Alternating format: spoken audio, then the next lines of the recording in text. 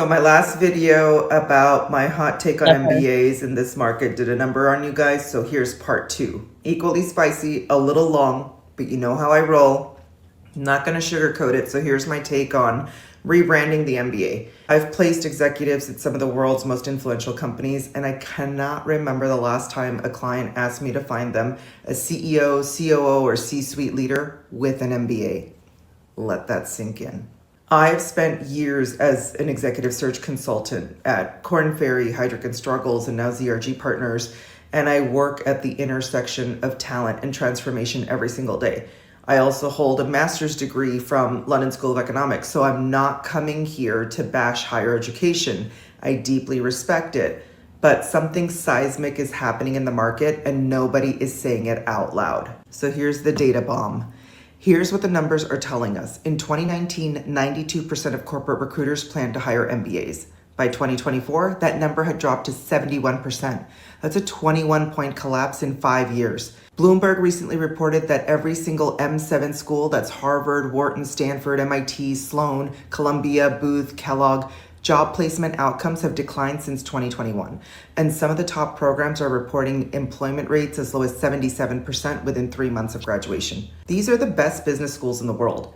At the same time, MIT Sloan just got ranked the #1 MBA program in the world by Financial Times. So the prestige is rising, but the market signal is going in the opposite direction. That tension should be making everyone very uncomfortable. And here's what I live every day in exec search. When a board or CEO calls me to find their next senior leader, they're not asking for an MBA. They're asking for proven operators. I like that. That's what her hook should have been. Then I asked for MBA. They asked for proven operators. That's how she should the hook. Yeah, I like that though, because I think a lot of people go back to school, they get the MBA, and they just think they in there. I will also say where you get your MBA from does matter too. Yeah, but even she just listed Yeah. the Yales, the Harvards, the Wardens, what she said, Kellogg and Princeton's and all them, their MBA rates like was dropping with people getting jobs. So I think it's more now, like we've been saying, about experience. They're asking for someone who has led through disruption, who's built something from nothing, who's navigated complexity at scale. Full stop. The degree is not the differentiator anymore. The track record is. And honestly, it hasn't been for a long time. We just haven't been willing to say it yet. Now, layer in AI, because you guys asked me about it in the last video. And suddenly we're not just questioning the MBA, we're questioning what any degree signals in 2025 and beyond. McKinsey estimates up to 25% of work activities in finance and insurance could be automated.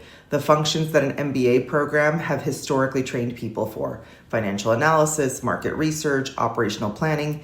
AI is eating those for breakfast. So if the degree was already losing its signal value at the executive level, AI is now accelerating that collapse across every level. And the real question, this is where I want to push further, because if we were honest, we have to ask, what is a degree actually for? If you're becoming a doctor, a lawyer, an engineer, you need that advanced credential. It's not optional. There's a licensing structure, a body of knowledge, a clear professional necessity.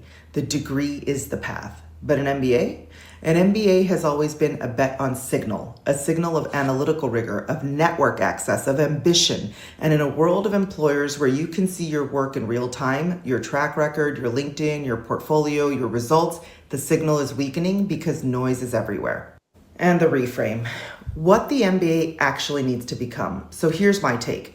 The MBA doesn't need to disappear. It needs a complete rebrand.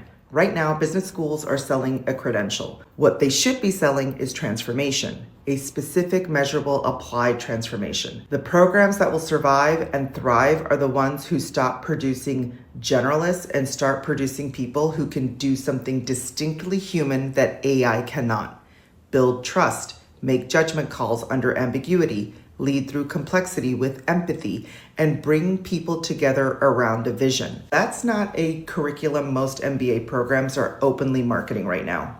MIT Sloan being ranked as #1 is exciting, but I challenge them and every other top program to answer this. What does your graduate know how to do that an AI augmented 22-year-old can't figure out in 6 months on the job? She's saying a lot of good stuff. I think that, and it was one thing I want to touch on where she was talking about was, I know she said transformation, the AI. Dang it. I wish I would have just stopped it right there and talked about exactly what she was saying. Oh, when she was talking about the deep introspective trust and stuff like that, that's what they were talking about mythos can do. Oh, that's the other funny thing is like, it was I seen some story of saying where like, tech is going to change as we know it. Tech sales will still be here. And I'm like, man, it's going to get them out of there too. It's going to be bots talking cold calling everybody, bots talking to bots, trying to build trust. So I don't know. So they came here and said, do I think the MBA is overrated? I've seen folks with MBAs.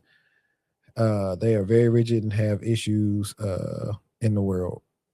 I don't know. I think it just depends on how you I get don't it. think they're overrated. I think that times are changing. I do think that AI is definitely impacting education because knowledge is available so easily, so readily, and so free. That's why she said, hey, they looking for people Free. that's been through it. This person said, just join No Cloud Mythos is in the cyber. AI is a bubble. The costs are going up for small and medium-sized businesses. American companies, what does it says, are facing a global backlash. I mean, we shall see. I do think that's the area of where I made a comment that fractional and C2C work is going to be becoming bigger. For sure. It's a guy, if you want to tune into the channel, Life at the Layoff, a great channel where he talks about this type of stuff and working and all the other stuff. So I think that's what's going to be at for the small and medium-sized business where you can actually do some work for them because they're going to need the expertise that they don't have. And everybody is, whether it's big, small, little, tiny business, don't think that they would get hit. That part. And anybody can get it, like AB say. We are talking about MBAs, not master degrees in tech. I have Me too. MS in technology management. That's what yours is saying too? No, yours is cybersecurity. No, mine's in cyber. Yeah, I just be thirsty to say me too. I mean, degrees in general. Yeah. It don't matter. Like she said, unless it's a doctor or something. Or a nurse. Yeah. Something in the medical field, like in the legal field where you have to get that social work. I think they can make all of them like that if they want to restructure it. Restructure it, rebalance it. They're going to have to. The way that people are going to stop going to school. I went to LSE. I know what it means to invest in yourself academically beyond your undergraduate degree. It shaped how I think, I expanded who I am, and I'm not dismissing that experience for a second. But I also know when I'm on the phone with a Fortune 500 board looking for $1 billion CEO, they are not asking me about transcripts. They want to know, can this person lead? Can they build? Can they win? And this is for every MBA out there. And before anyone comes at me in the comments, let me be very clear. This is not a dig at anyone who has invested in themselves and earned an MBA. I have so many people in my lives, friends, colleagues, executives, I deeply admire who have MBAs. That degree shaped them, the experience opened doors, and that investment meant something. This is not about them. This is for the person standing at the crossroads right now. London School of Ambitious, Economics. driven, hungry professional who is thinking about spending. It stands for London School of Economics. Oh, because I'm like Lake Superior, Lafayette. Agent of Chaos says the thing that's going to get them by AI is the cost of memory. The models are really not as accurate as we think, and unless you have the money to invest in storage, your models are going to be failable. Okay, nice for that. She definitely is saying a lot of good stuff. I'm going to remove her from the studio because she's pretty much saying the same thing we've been saying. Like, hey, you need experience and you need to prove that you can do that without having. Pretty much just like asking people, certain certs dead.